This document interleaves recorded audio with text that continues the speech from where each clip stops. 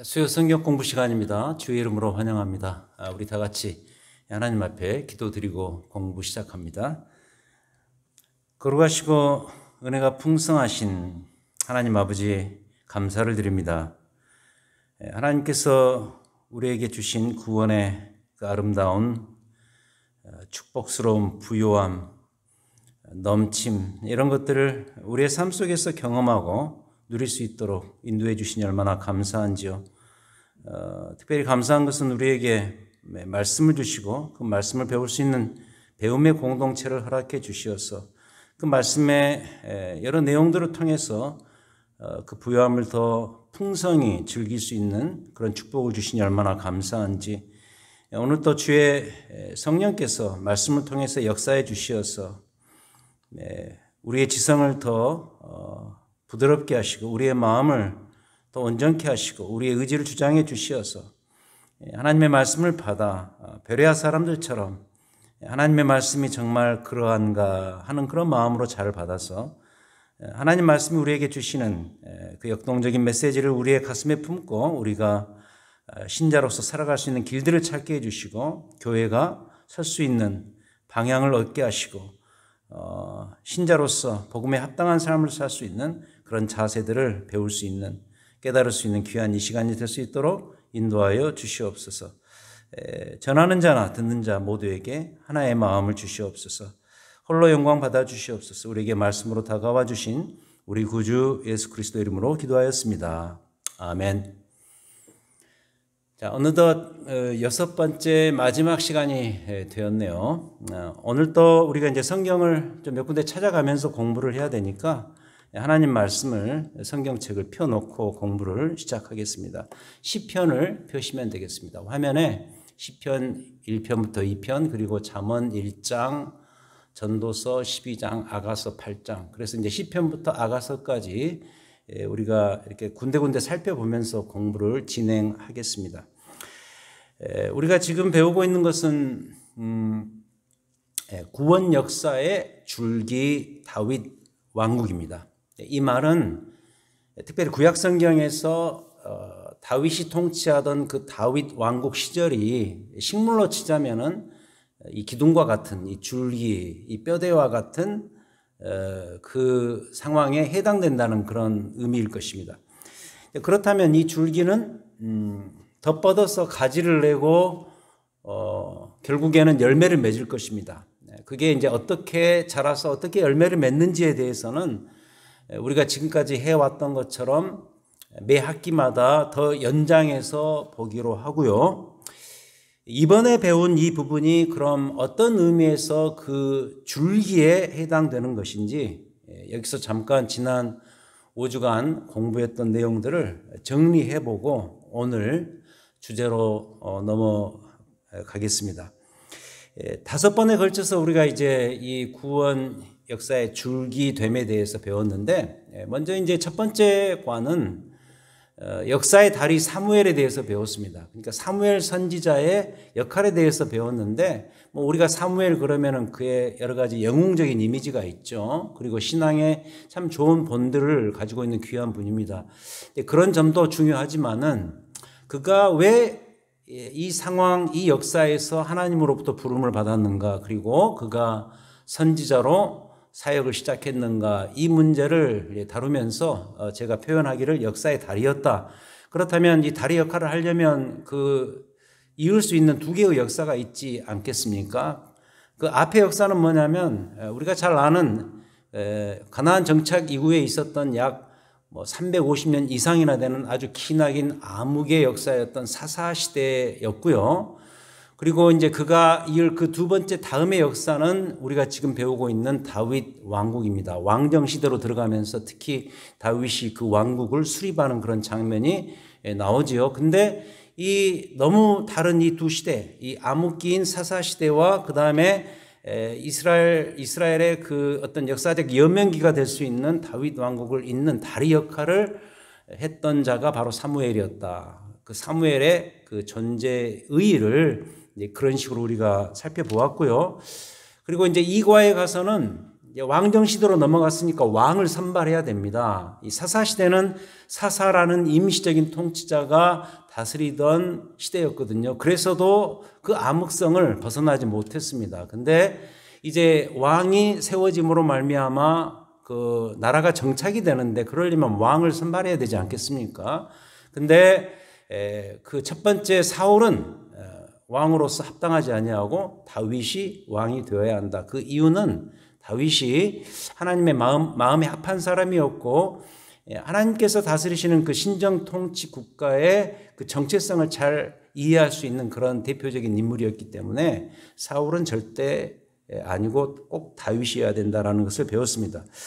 이제 그렇다면 이제 다윗을 우리가 계속 이야기해야 되겠죠. 그래서 3과에서는 다윗의 어떤 인물됨을 우리가 공부했는데 거기서 가장 중요했던 것은 뭐냐면 결국 미래의 다윗의 후손 가운데 등장할 그 메시아를 다윗이 한 인간으로서 미리 그림자로 보여주고 있었다라는 것을 강조했습니다. 그래서 그의 어떤 인간됨, 특히 그가 하나님 앞에 참 좋은 참 인간으로서, 참 인간이라는 말은 다른 말로 표현하면 하나님을 잘 예배하는 좋은 예배자로서 미래에 나타날 참 예배자이신 예수 그리스도를 그림자로 보여주었고, 그리고 용사로서 왕으로서 그리고 고난받는 자로서 예수 그리스도를 미리 예표해주는 보여주는 하나의 모형이었고 그림자였다라고 우리가 배웠습니다. 그래서 그 다윗의 인물됨을 우리가 이제 3과에서 주로 배웠다고 한다면, 그 다음 4과에서는 그가 이제 했던 일 중에 어쩌면 가장 중요한 일이었는데 성전을 짓는 일이었습니다. 그 성전이 가지고 있는 의미가 뭘까?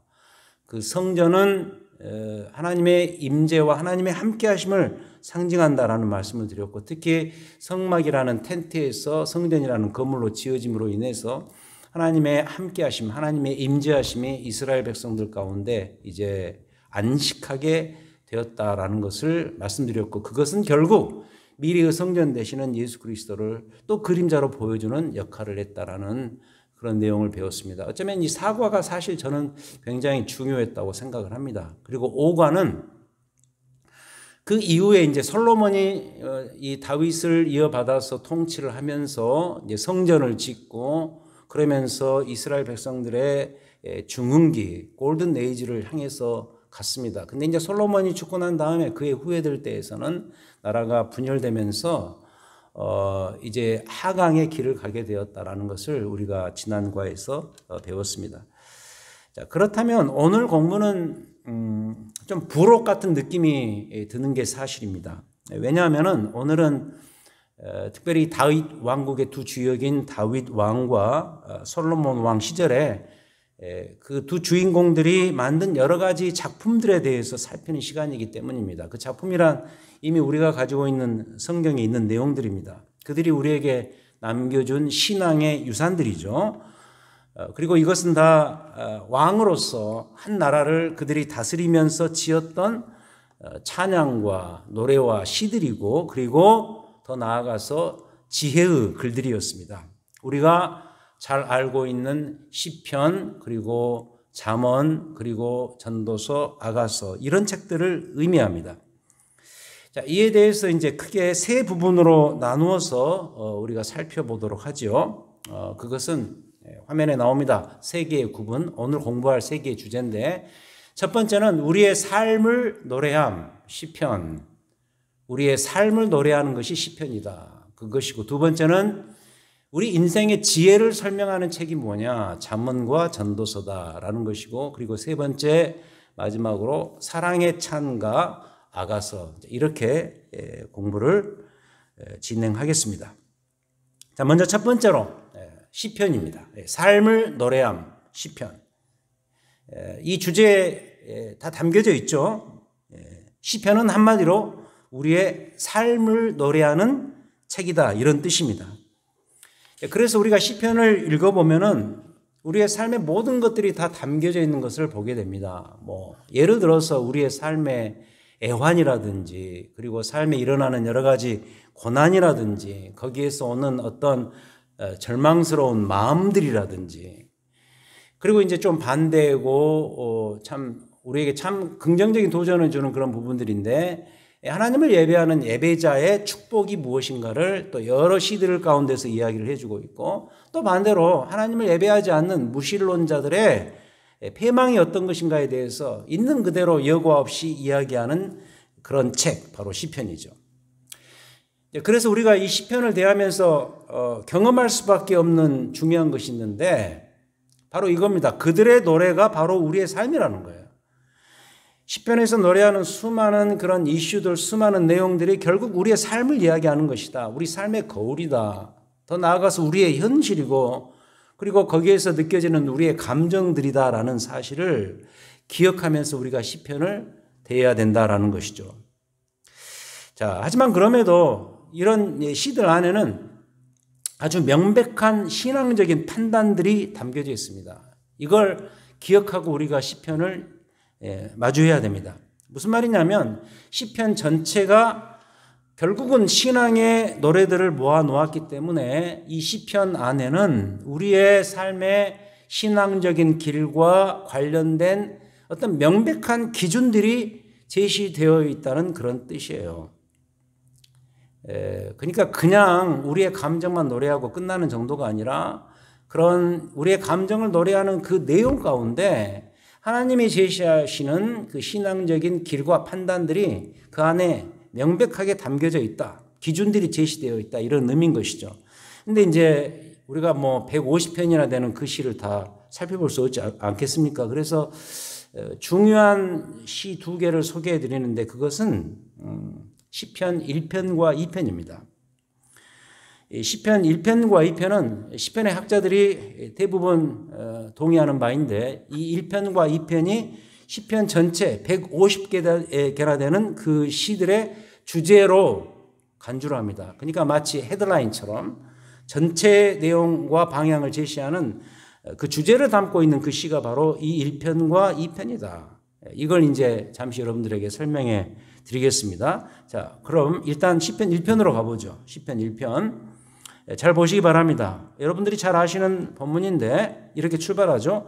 복 있는 사람은 악인들의 꾀를 따르지 아니하며 죄인들의 길에 서지 아니하며 오만한 자들의 자리에 앉지 아니하고 오직 여호와의 율법을 즐거워하여 그의 율법을 주야로 묵상하는도다. 그는 시냇가에 심은 나무가 철을 따라 열매를 맺으며 그 잎사귀가 마르지 아니함 같으니 그가 하는 모든 일이 다 형통하리로다. 악인들은 그렇지 아니하며 오직 바람에 나는 겨와 같도다. 그러므로 악인들은 심판을 견디지 못하며 죄인들이 의인들의 모임에 들지 못하리로다. 자, 일단 여기 보시면은 한 신앙인 개인에 대한 이야기를 합니다. 그리고 그 한 신앙인 개인 반대편에 악인이라는 그런 또 한 개인이 존재합니다. 그래서 신앙인, 여기서는 이제 복 있는 사람이라 그러는데 이 복 있는 사람과 그 반대 악인의 삶을 서로 아주 예리하게 비교하면서 그들의 삶의 모습과 현장과 결말에 대한 이야기를 해주고 있다는 것이죠. 그래서 1편은 신앙인 개인에 대한 문제고, 그 다음 두 번째 2편으로 가겠습니다. 2편. 자, 어찌하여 이방 나라들이 분노하며 민족들이 헛된 일을 꾸미는가? 세상의 군왕들이 나서며 관원들이 서로 꾀하여 여호와와 그의 기름 부음 받은 자를 대적하며. 자, 우리가 그들의 맨 것을 끊고 그의 결박을 벗어버리자 하는도다. 하늘에 계신 이가 웃으시며 주께서 그들을 비웃으시리로다. 그때 분을 바라며 진노하사 그들을 놀라게 하여 이르시기를 내가 나의 왕을 내 거룩한 산 시온에 세웠다 하시리로다. 7절 내가 여호와의 명령을 전하노라. 여호와께서 내게 이르시되 너는 내 아들이라. 오늘 내가 너를 낳았도다. 내게 구하라. 내가 이방 나라를 내 유업으로 주리니 내 소유가 땅끝까지 이르리로다. 내가 철장으로 그들을 깨뜨리며 질그릇같이 부수리라 하시도다. 그러면서 이제 10절에서 이렇게 마감을 짓습니다. 그런즉 군왕들아 너희는 지혜를 얻으며 세상의 재판관들아 너희는 교훈을 받을지어다. 여호와를 경외함으로 섬기고 떨며 즐거워할지어다. 그의 아들에게 입맞추라. 그렇지 아니하면 진노하심으로 너희가 길에서 망하리니 그의 진노가 급하심이라. 여호와께 피하는 모든 사람은 다 복이 있도다. 여기는 읽어보시면 아시겠지만은 이제 개인이 아닙니다. 개인이 아니고 신앙인들의 공동체를 말하고 있습니다. 더 나아가서 국가를 말하고 있는 그런 특징이 있는데 중요한 것은 예리한 대조입니다. 그러니까 1편에서는 의인, 복 있는 사람 대 악인 이렇게 비교를 하고 있고 그들의 라이프 스타일이 어떤 것인가를 서로 비교하고 있고 그들의 삶의 결말까지를 비교하고 있죠.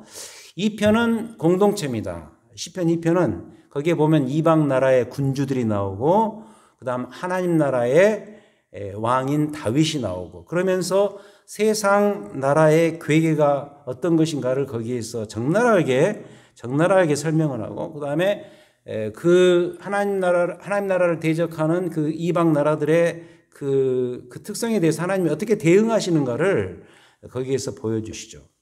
그러니까 1편은 신앙인 개인대 그리고 악인 개인을 서로 샤프하게 비교하면서 이 시편이 어떻게 전개될 것인가를 말해주고 있고 그 다음에 2편에서는 공동체입니다. 이방 나라들의 대표적으로 이제 군주들이겠죠. 그들이 어떻게 하나님을 대적하고 그 이야기를 하고 있고 반대로 거기에 대응해서 하나님 나라 백성들의 삶은 어떻게 이루어져야 되는 것인가 이것을 설명하고 있는 것이죠. 그래서 시편 전체가 바로 이 1편과 2편에 나오는 이 이야기입니다. 그러니까 악인들의 삶의 모습과 그들의 결말 그리고 반대로 의인들의 삶의 모습과 결말 그 의인들의 이제 대표가 예를 들자면 다윗이겠죠. 그리고 악인들이 모인 곳에 이루어지는 일들의 결말 그리고 의인의 공동체에서 있는 일들과 그들의 결말 이런 식으로 1편 개인 2편 공동체 그리고 1편 2편 각각 개인과 공동체를 서로 샤프하게 대조하면서 시편 전체가 어떤 방향으로 나아갈 것인가 이것을 미리 보여준다는 것이죠.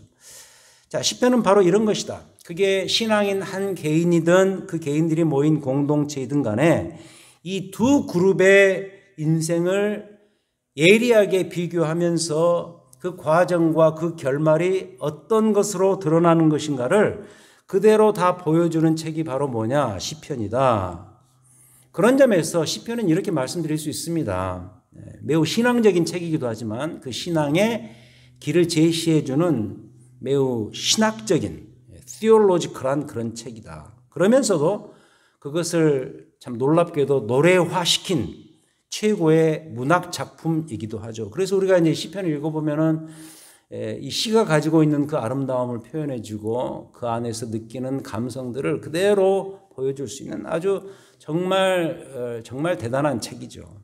이제 그래서 어떤 분들은 이 시편 한 편씩을 매일매일 돌아가면서 읽고 묵상하고 하루를 출발하기도 하죠. 왜냐하면 다시 말씀드리지만 시편은 결국 내 삶과 내 인생을 노래하고 있기 때문입니다. 다윗이 제일 많이 썼죠. 그리고 레위족이었던 이 아삽이 또 썼고요.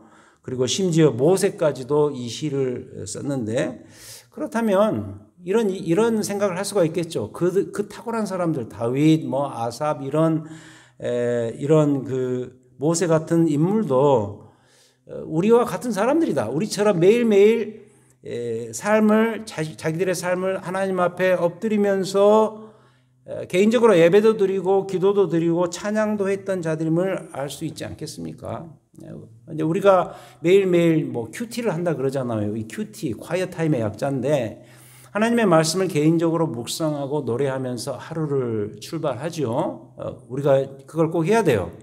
우리 신자들은 매일매일 해야 되는 당연한 일인데 이 일을 하는 이유가 뭐냐면 우리만이 아닙니다. 다윗처럼 훌륭한 사람도 모세처럼 훌륭한 사람도 그들도 그 탁월한 지도력을 갖고 있었지만은 그들 역시 그 지도력을 발휘하기 위해서라도 매일매일 하나님 앞에 엎드리며 하나님을 찬양하고 하나님께 기도함으로써 그들의 삶을 출발했다는 것을 우리가 배우게 되는 거죠. 그래서 시편에 나오는 이런 시들과 함께 우리의 삶에 윤기가 있어야 됩니다. 하나님 말씀을 읽고 묵상함으로써 그리고 거기에 대해서 하나님께 예배드리고 기도함으로써 우리의 삶에 윤기가 생겨야 돼요.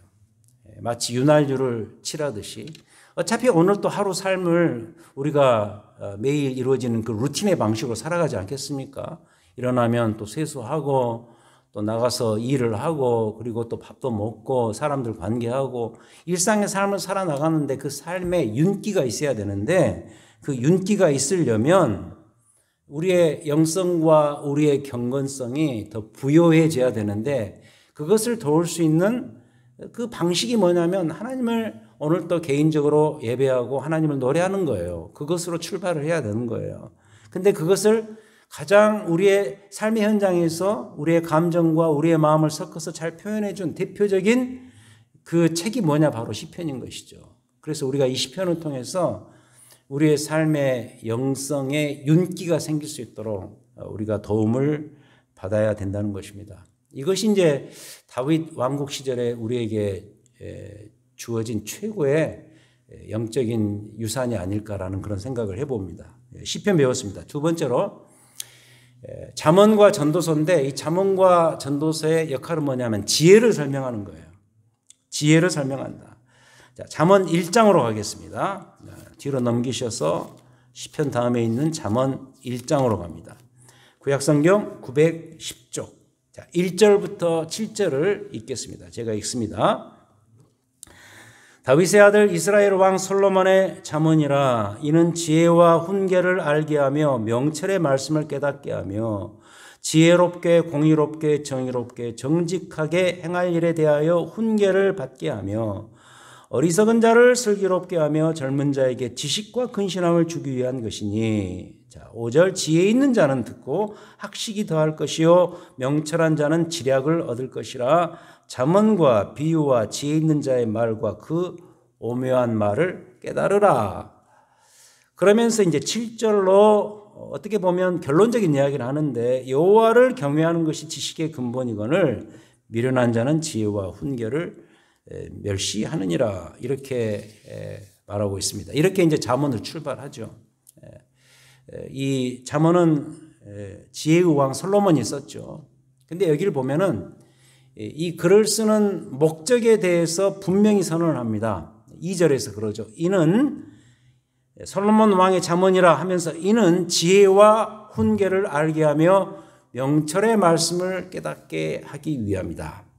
결국 지혜, 훈계 이걸 말하기 위해서 이 책을 썼다. 그리고 그 지혜와 훈계를 다음 세대들이 전해받으면서 그 지혜를 깨닫도록 돕기 위함이다라고 명백히 선언합니다. 잠언은 결국 여기에 목표가 있는 것이죠. 근데 이제 이것을 더 추가적으로 설명해 주는 아주 중요한 구절이 7절이라 그랬죠. 7절에서 그런데 그 지혜의 정체는 뭐냐? 그 지혜의 정체는 바로 단적으로 말해서 이것이다라고 말하는데 그게 뭐냐면 여호와를 경외하는 것이다. 여호와를 경외하는 것이 지식의 근본이다. 다시 말해서 내가 이 잠언서를 통해서 말하고자 하는 그 지혜다. The wisdom이다. 이렇게 말하고 있는 것이죠. 그래서 이 잠언 1장 7절이 전도서 전체를 포괄하는 대표적인 구절이 되겠습니다. 여호와를 경외하는 것이 우리가 말하고자 하는 지혜다라는 거죠. 전도서 1장을 보겠습니다. 요새 제가 주일날 설교하고 있는 전도서의 출발을 아예 이렇게 하고 있습니다. 다윗의 아들 예루살렘 왕 전도자의 말씀입니다. 이 전도자가 제가 이미 설명해 드린 것처럼 솔로몬일 가능성이 크다 그랬죠. 그렇다면 이 전도서도 전통적으로 놓고 보자면 이 솔로몬이 썼을 가능성이 큽니다. 근데 여기서도 보면은 지혜를 언급합니다. 지혜를 언급하면서 시종일관 강조하는 것이 결국 잠언이 말하고자 하는 그 내용과 비슷합니다. 전도서 설교를 통해서 이제 여러분들이 많은 내용을 배웠습니다만은 뭐 그 주제가 헛됨이다, 허무함이다 이렇게 배웠지만 사실 그게 전도서가 말하고자 하는 주제가 아니고 그 헛됨을 배경적으로 미리 앞에서 깔고 있으면서 결국 말하고 싶은 것은 뭐냐면 진정한 지혜에 대한 가르침을 하고 싶은 것이죠. 그게 어디에 나오냐면 전도서 12장입니다. 가장 마지막 장 뒤로 갑니다. 961쪽 전도서 12장 12장 1절에서 그러죠. 너는 청년의 때에 너의 창조주를 기억하라. 곧 곤고한 날이 이르기 전에 나는 아무 낙이 없다고 할 해들이 가깝기 전에 해와 빛과 달과 별들이 어둡기 전에 비 뒤에 구름이 다시 일어나기 전에 그리하라. 그리고 뒤에 13절에서 이렇게 마감합니다. 이 일의 결국을 다 들었으니 하나님을 경외하고 그의 명령들을 지킬지어다. 이것이 모든 사람의 본분이니라. 모든 사람이 가져야 될 본분, 삶의 목표, 삶의 지혜, 갈 길, 방향, 뭘로 이야기해도 좋은 것이죠. 근데 이 잠언과 전도서의 표현을 빌리자면 그게 바로 그 지혜죠. 이 책이 말하고자 하는 the wisdom, 그 지혜는 뭐냐? 하나님을 경외하고 그의 명령들을 지키는 것이다. 특히 12장 1절, 2절에서 젊을 때, 기왕이면 젊을 때, 공고한 날이 이르기 전에 노화가 되어서 결국 모든 것이 허무하다고 느낄 수밖에 없는 그런 시절이 오기 전에 결국에는 죽음을 말하는 것이겠죠. 죽음이 가까이 오기 전에 가능한 한 이른 시점에 젊은 시절에 그 지혜가 뭐죠? 하나님을 경외하고 하나님의 명령들을 지키는 하나님 중심의 삶을 사는 것이 바로 내가 말하고자 하는 그 지혜다. 이렇게 설명합니다. 세상사가 다 허무하고 헛되고 뭐 이렇게 말하지만 결국 하나님을 경외하고 그분의 뜻을 따르는 것이 우리 인생이 가야 될 진정한 지혜의 길이라고 딱 못 받고 있는 것이죠. 그래서 결론적으로 그게 잠언서든 전도서든 간에 솔로몬이 썼던 지혜의 글들의 결론은 딱 이거 하나뿐이에요. 아주 심플한 결론인데 하나님을 경외하라. 하나님을 예배하고 하나님을 찾으라. 그리고 하나님 말씀을 기억하며 살아라. 이게 모든 이 세상 지혜의 근본이다. 다시 말씀드립니다. 그 지혜다. The wisdom, not a wisdom. 세상의 많은 지혜들 중에 한 지혜가 아니라 바로 이 세상의 모든 지혜들을 통섭할 수 있는, 포괄할 수 있는, embrace 할 수 있는 바로 그 지혜다. 그렇게 가르치는 거죠. 하나님을 경외하라. 이것이 인생의 유일한 살 길이다. 이것이죠. 이걸 말하고 싶은 것이 결국은 잠언과 전도서인 거죠. 근데 이제 추가로 말씀드리고 싶은 것은 뭐냐면 이게 이제 후에 더 발전해서 이 구약 성경의 이 솔로몬의 입을 통해서 말하고 있는 지혜의 마지막 최종 지점, 이 final destination, 결국 도착해야 될 그 마지막 정거장이 바로 예수 그리스도 한 분에게로 다 모아진다는 거예요. 다시 말해서 예수 그리스도께서 참 지혜자로서 이 땅에 실제로 오셨다는 사실이 중요합니다. 그러니까 결국 우리가 이번에 배우지 않았습니까? 다윗의 인간됨은, 다윗의 인물됨은 결국 예수 그리스도의 이 미래의 메시아인 예수 그리스도의 인물됨을 미리 그림자로 보여주었다. 그리고 다윗이 지었던 성전도 결국은 참 성전 되시는 예수 그리스도를 미리 예표하는, 보여주는 그림자의 모형 역할을 했다. 이거에 어떻게 보면 우리가 이번 공부한 것의 중요한 핵심 포인트 아닙니까? 그렇다면 이 부분도 마찬가지예요. 심지어 이 부분도. 솔로몬이 말하고 있는 그 지혜의 진정한 도착 지점은 참 지혜자로 이 땅에 성육하신 오신 예수 그리스도를 미리 보여주고 있다라는 거예요. 그래서 잠언 이 전도서에서 말하는 수 없는 그 지혜의 모든 내용들이 결국 참 지혜자신 예수 그리스도에게서 완성이 되는 것이죠. 이건 제 이야기가 아니고 성경이 그렇게 증언합니다. 요한복음으로 가볼까요? 요한복음 이번에 자주 인용했던 말씀입니다. 요한복음 1장으로 갑니다. 요한복음 1장 1절 신약성경 141쪽 요한복음 1장 태초에 말씀이 계시니라 이 말씀이 하나님과 함께 계셨으니 이 말씀은 곧 하나님이시니라. 이 말씀이 무엇인가에 대해서는 이미 말씀드렸습니다. The Logos라 그러죠. 이 헬라 철학에서 로고스 그러면은 참 지혜. 이 솔로몬이 말하고자 하는 그 지혜를 그 대변하는 그런 철학적인 용어였거든요. 근데 요한 사도가 이 로고스라는 단어를 끄집어 들이면서 바로 그 로고스가 이 땅에 실제로 왔다. 그럼 그 로고스 그 말씀이 누구냐? 14절로 넘어갑니다. 14절.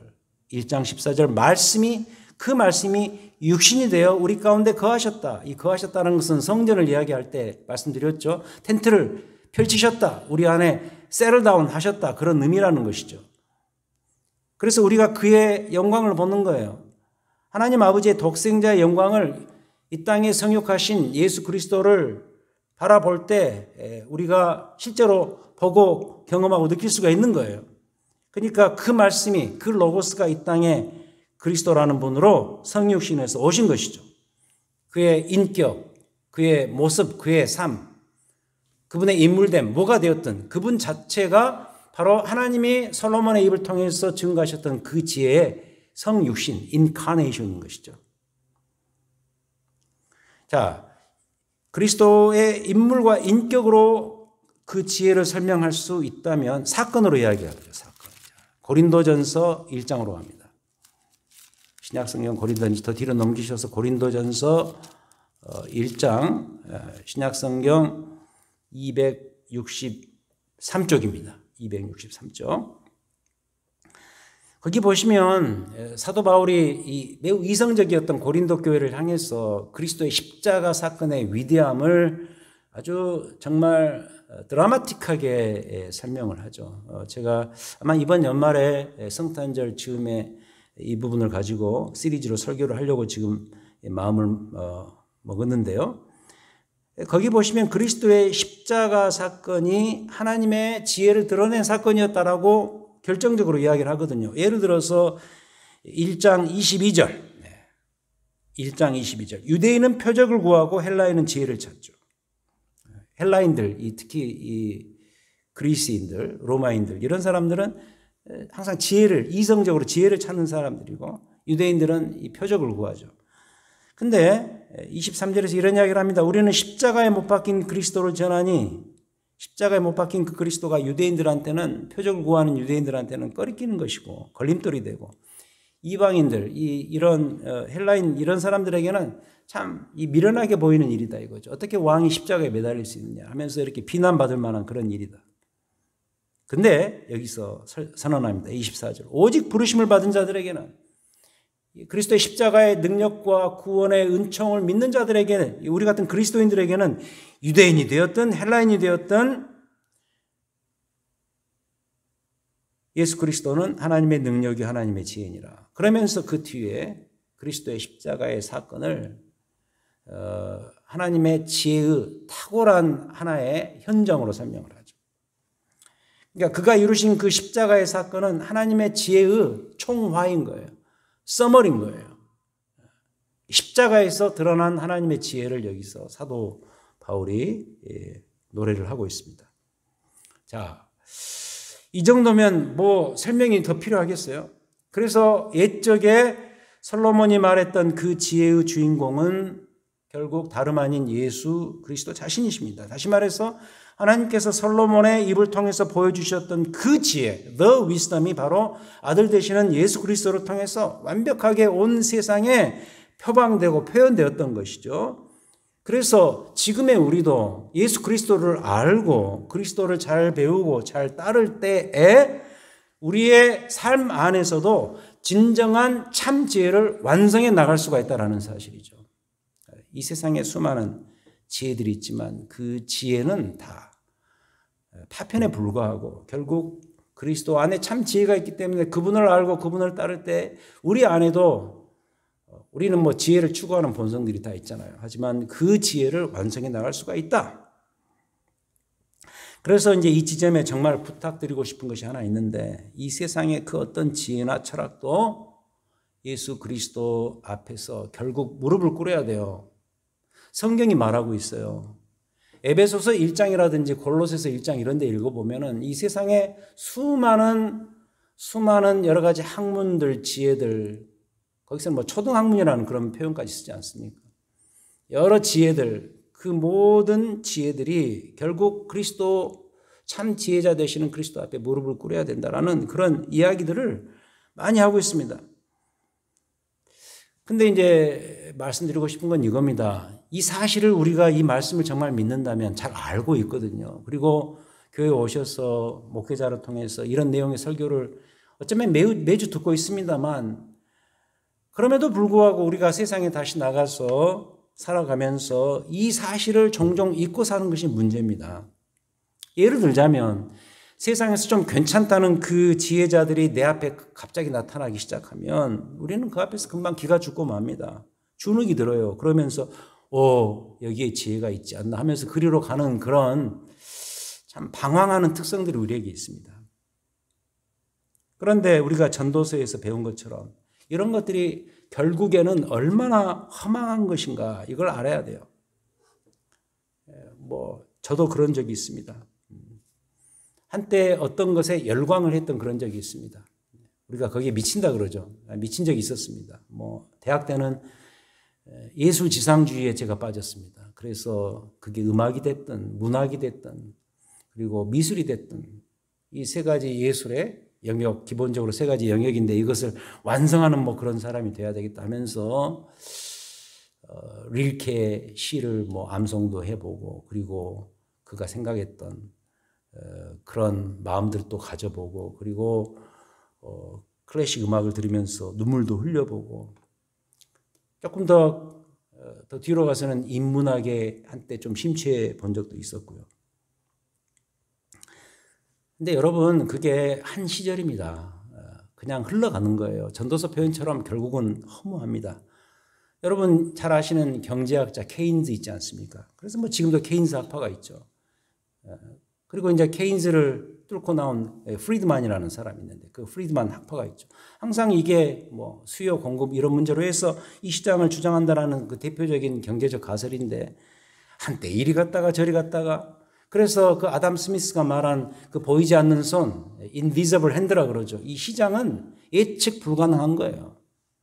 이 경제 이 상황은 우리가 알 수 없는 거예요. 경기가 좋아졌다 나빠졌다 우리가 예측은 하지만 결국 그대로 되는 거 없지 않습니까?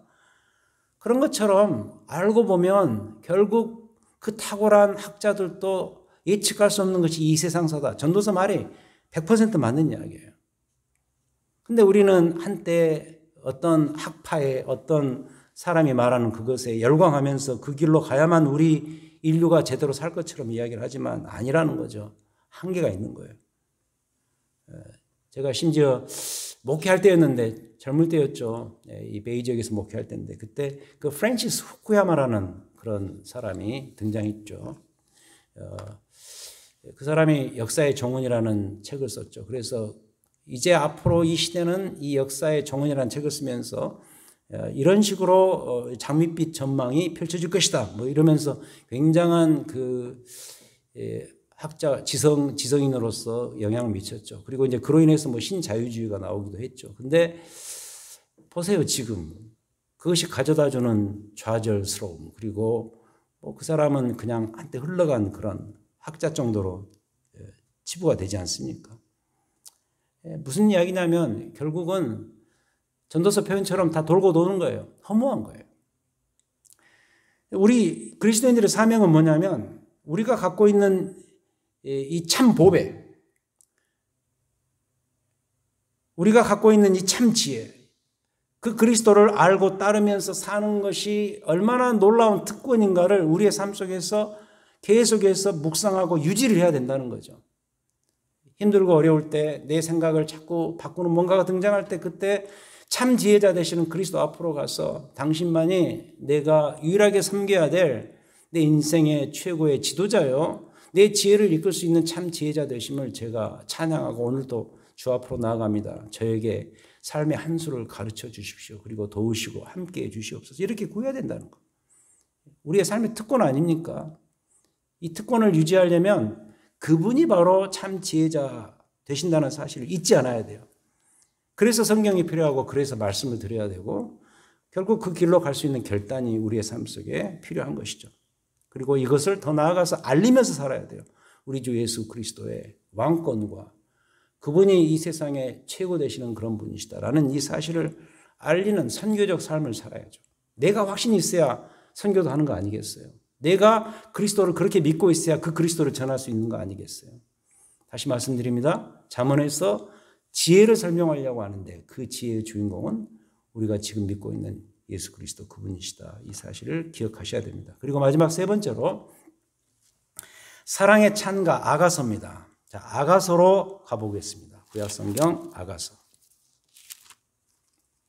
다시 앞으로 가셔서 아가서 961쪽입니다. 구약성경 아가서 961쪽 1절에서 역시 솔로몬의 아가라, 이것도 역시 솔로몬이 썼다는 것이죠. 이 아가라는 게 뭐냐면 여러분 그 한문에 우아하다는 말 있죠. 우아할 때 그 아자와 그 다음에 노래 가자입니다. 그러니까 Song of Songs라 그러죠. 노래 중에 노래다 이렇게 말합니다. 솔로몬이 지은 사랑의 노래죠. 이게 아가서입니다. 역시 솔로몬이 썼는데 뭐 그럼에도 불구하고 우리가 이 솔로몬에 대해서 알고 있는 바로는 솔로몬은 참 여성 편력이 심했던 인물이었죠. 그래도 그가 남녀 사랑의 모습과 현장을 거울 삼고 프리즘 삼아서 결국은 하나님의 사랑을 노래한다는 것이죠. 그게 바로 아가서입니다. 특히 이걸 이제 잘 말해주는 부분을 마지막으로 찾고 공부를 마치겠는데 아가서 8장입니다. 뒤로 넘기셔서 아가서 8장 966쪽 8장 6절부터 7절. 자, 8장 6절부터 7절 읽습니다. 너는 나를 도장같이 마음에 품고 도장같이 팔에 돌아 사랑은 죽음같이 강하고 질투는 수월같이 잔인하며 불길같이 일어나니 그 기세가 여호와의 불과 같으니라. 많은 물도 이 사랑을 끄지 못하겠고 홍수라도 삼키지 못하나니 사람이 그 온 가산을 다 주고 사랑과 바꾸리 할지라도 오히려 멸시를 받으리라. 정말 멋있는 구절이죠. 여호와 하나님의 사랑의 본질을 너무 잘 묘사한 대표적인 구절이라고 저는 봅니다. 하나님의 사랑은 어떤 사랑인가? 거기 보면은 많은 물도 홍수도 끌 수도 없고 삼키지 못하는 정말 꺼지지 않는 불과 같은 그런 사랑이다. 불타는 사랑이죠. 하나님의 사랑은 꺼지지 않고 계속 타는 정말 뜨거운 그런 사랑이다. 그러면서 그 6절에서는 나를 도장같이 마음에 품고 도장 같은 사랑. 여러분 그 도장의 위력 아시잖아요. 도장 쾅 찍으면 끝나는 거죠. 그 구약성경도 나오지 않습니까? 그 왕의 그 도장이 쾅 찍히면 그 조서가 그냥 힘을 발휘하는 도장 같은 사랑, 불타는 사랑, 여호와의 불, 이런 사랑이 하나님의 사랑이다. 근데 저 뒤에 요한 1서에서 참 요한 사도가 이런 것을 참 잘 따오는 그런 특성이 있는데 하나님의 그 사랑을 너무너무 정말 브릴리언트하게 이야기하죠. 요한 1서 4장에 보시면은 자기 아들을 내어주시기까지 우리에게 그 사랑을 베푸시는 하나님 설명하잖아요. 그리고 그 사랑으로 사랑하라 그러면서 하나님이 우리를 사랑하신 그 방식처럼 우리가 사랑해야 된다. 자신의 아들을 화목제물로 내주실 정도로 이 아가서 표현을 빌리자면 불타는 사랑, 도장 같은 그런 사랑으로 서로 사랑하라 그렇게 말하지 않습니까? 결국은 이런 여호와의 불타는 사랑이 우리를 향한 그 도장 같은 사랑이 아들 그리스도의 이 땅에 오심으로 인해서 완성된 것이죠. 그리고 우리는 이 사랑으로서 살아가야 된다. 부부간에, 성도들 간에, 그리고 모든 인간관계 안에서 이렇게 살아가야 된다. 고린도전서 13장이 그래서 중요하잖아요. 믿음, 소망, 사랑. 이 세 가지는 항상 있을진데 그중에 제일은 사랑이라. 사랑은 그래요. 이와 같이 우리 인생의 본질을 설명하는 데 있어서 최고의 것입니다. 성경이 그렇게 말하지만 사실 이 땅에 사는 우리들의 인간적인 삶에서 이미 그림자로 다 드러나고 있습니다. 사람들 입에서 가장 많이 오가는 단어가 이 사랑 아닙니까? 우리가 좋아하는 드라마나 영화의 주제, 심지어 유행가들의 주제, 클래식 음악의 주제, 알고 보면 결국 사랑이에요. 모든 예술의 주제가 결국은 사랑이에요. 그게 그리움이든 아니면 노스텔지어든 아니면 이별이든 슬픔이든 뭐가 됐든 결국 그들 마음 가운데 사랑을 하고 사랑을 받고 싶은 그 본능적 충동이 강하게 자리 잡고 있기 때문에 결국 그 모든 예술과 모든 노래들의 주제가 사랑 아니겠어요? 부모 사랑, 자식 사랑, 형제 사랑, 친구 사랑, 스승과 제자 간의 사랑, 민족 사랑, 나라 사랑, 뭐가 됐든 그 사랑. 이 사랑을 희구하는 그 본능들이 우리 인간에게 있습니다. 근데 또 말씀드리고 싶은 건 뭐냐면 그들의 그런 사랑에 대한 정의 그리고 사랑함 방식에 있어서 여전히 왜곡이 있단 말이에요. 굴절이 있단 말이에요. 그들이 그런 것들을 추구하면서 수많은 노래를 부르고 수많은 예술 작품을 만들어내고 수많은 드라마와 영화를 만들어내서 우리에게 감동을 주지만 여전히 그 안에 이 디스토션, 왜곡이 있다는 말이에요. 만약에 그들이 그렇게 외치는 것처럼 제대로 된 사랑을 하고 있다면 지금 그런 아픈 일들이 일어나면 되겠어요. 지금 일어나고 있는 한계 있는 일들, 그 모습들이 바로 우리가 추구하는 그 사랑의 한계를 보여주고 있다는 반증이 됩니다. 그래서 우리에게 반드시 필요한 것은 뭐냐? 바른 사랑이고 참 사랑이에요. 그 참 사랑은 아시다시피 오직 아들 예수 그리스도를 통해서 이 땅에 표현된 하나님의 사랑뿐이에요. 근데 그 사랑이 사건으로 말하면 어디에서 드러나는가? 바로 십자가 위에서 드러난 것이죠. 그리고 다시 돌아가서 그 십자가에 표현된 하나님의 그 넘치는 사랑, 그 사랑이 바로 이 아가서에서 말하고자 하는 여호와의 불같은 사랑, 불타는 사랑이고 그냥 모든 것을 결정짓는 도장 같은 사랑이다라는 거예요. 근데 이 아가서의 주제가 아니라 사실 우리가 지금 보고 있는 창세기, 생명의 사람을 통해서 보고 있는 창세기부터 시작된 하나님의 사랑이 바로 이런 사랑 아닙니까? 놀라운 일이죠. 그러니까 이 아가서를 보더라도 그냥 파편으로 보지 마시고요. 결국 하나님께서 우리에게 보여주시고자 하는 그 자신의 그 불타는 사랑, 그 사랑을 보여주기 위해서 솔로몬의 입을 빌려서 쓰신 것이죠. 자, 이제 그래서 이제 이 아가서는 사랑의 찬가다. 하나님의 사랑의 찬가죠. 그다음 이제 오늘 모든 공부를 이제 마치면서 결론을 이렇게 짓고 싶습니다. 오늘 공부의 주제는 다윗 시절의 신앙적 유산들에 대해서 배웠습니다. 삶을 노래하는 시편 그리고 참 지혜가 무엇인가를 설명하는 잠언과 전도서 그리고 마지막으로 하나님의 그 사랑의 찬가 아가서 이렇게 배웠습니다. 이 다윗 시절이 우리에게 제공해주는 정말 아름다운 신앙의 유산들이고 이런 것들을 통해서 우리가 정말 많은 도움을 받고 있죠. 우리 신앙생활, 우리의 영성과 경건의 증진에 정말 큰 도움이 되고 있습니다. 얼마나 감사한지 모르겠습니다. 그들에게도 감사하지만 그들을 통해서 말씀하신 하나님께 감사와 찬양을 드릴 수밖에 없겠죠.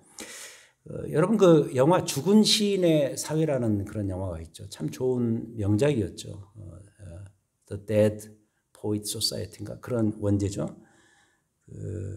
지금은 고인이 된 로빈 윌리엄스가 거기에 주인공으로 나오는데 거기 보면은 그 명문 고등학교에 부임한 그 선생이 이렇게 도형화된 문학에 대해서 도형화된 그 내용을 담고 있는 책을 찢어버리라 그러면서 뭐 캡틴 오 마이 캡틴 뭐 이런 말이 있죠. 나를 따르라 그러면서 시를 읊게 하는 삶을 노래하게 하는 그 내용들을 그 학생들에게 가르쳐 주면서 도전을 합니다. 뭐 그 영화 자체에서 주는 메시지는 저는 그거라고 봅니다. 우리 인생에서 빼놓을 수 없는 게 노래입니다. 노래고 시고 저는 그래요. 하나님 말씀이 이런 시라는 형태로 우리에게 주어졌다는 것이 굉장한 메시지가 있다고 봅니다. 어떤 분이 그러죠. 구약 성경 전체에서 한 절반 좀 못 되는 분량이 이 poetic style, 그러니까 시의 형태로 우리에게 주어졌다는 거죠. 그러니까 이 노래, 이 시라는 것이 그리고 거기에서 담겨진 운율을 느낀다든지 이런 감정적인 이런 것들이 성경으로 쓰였다는 것이 우리에게 주는 메시지가 크죠. 주 안에서 그 삶을 노래하는 것이죠. 주를 향한 노래가 있어야 되고 찬양이 있어야 되죠. 이런 시편과 이런 운율이 담긴 이런 지혜의 책들 이런 것들이 우리에게 가져다주는 참으로 놀라운 도전이라는 생각이 듭니다. 그래서 우리의 삶 속에 하나님을 노래하고 또 그 노래함에 있어서 얻어지는 감성의 부요함을 경험하고 거기에서 얻어지는 확신을 통해서 우리의 삶의 현실 속에서 그것을 어떻게 감당하고 이겨낼 것인가를 이런 노래들을 통해서 우리가 확고하게 경험하고 배웠으면 좋겠다는 생각을 해봅니다. 이제 오늘 공부를 마지막으로 이제 6과의 다윗 왕국에 대한 모든 내용들을 마치고요. 다음 학기 내년 봄이 되겠죠. 제가 또 인도하는 공부에서는 이 분열 왕국에 대해서 배우겠습니다. 이 솔로몬 이후에 왕들의 역사에 대해서 배우고, 그 다음에 이제 그 왕들이 등장하면서 그들을 코치했던 이스라엘 백성들을 향해서 말씀을 증거했던 그 당시에 그 선지자들이 많이 등장했는데, 그 선지자들이 왜 다발적으로 출현할 수밖에 없었는가? 그들의 메시지는 뭐였는가? 이걸 배우고, 이제 결국 그럼에도 불구하고 그 국가적인 미중의 최고의 사태였던 바벨론 포로로 그들이 잡혀가는 그 참 어떻게 보면 슬픈 스토리인데, 그 슬픈 스토리를 통해서 우리의 교회와 우리의 삶을 배워볼 수 있는 그런 시간들을 다음 봄 학기에 가질 것을 약속하고 모든 오늘까지의 공부를 마치도록 하겠습니다. 말씀 안에서 이렇게 승리하시고 참 주 안에서 행복한 삶을 누리시는 그런 여러분들이 되시기를 축원드립니다. 기도하시겠습니다. 하나님 아버지 감사드립니다. 우리에게 6주 동안 공부할 수 있는 기회를 주시고, 특히 구약 성경의 다윗 왕국에 있었던 여러 가지 사건들과 그 중심을 차지했던 인물들을 우리가 보면서 과연 현재 내 삶과 더 나아가 우리 교회의 모습들을 보게 하셨으니 감사를 드립니다. 배운 내용들 잘 숙지하고, 특히 정말 강조할 수밖에 없는 중요한 메시지들 우리가 잘 받아서 우리의 삶을 점검하고 우리의 갈 길을 믿음 안에서 잘 살펴갈 수 있는 신실함과 지혜와 또 역동적인 신앙의 마음과 감정들을 저희들에게 주시옵소서. 주를 의지합니다. 주를 노래합니다. 주님을 찬양합니다. 그로 인해서 얻어지는 부유한 삶에 대한 감사와 만족이 있습니다. 고백합니다. 우리의 이 고백을 받아 주시옵소서. 우리에게 참 지혜자로 와주시고 우리에게 진정한 삶의 사랑의 모습으로 와주신 우리 구주 예수 그리스도 이름으로 기도하였습니다. 아멘. 수고 많이 하셨습니다. 다음 학기에 뵙도록 하겠습니다.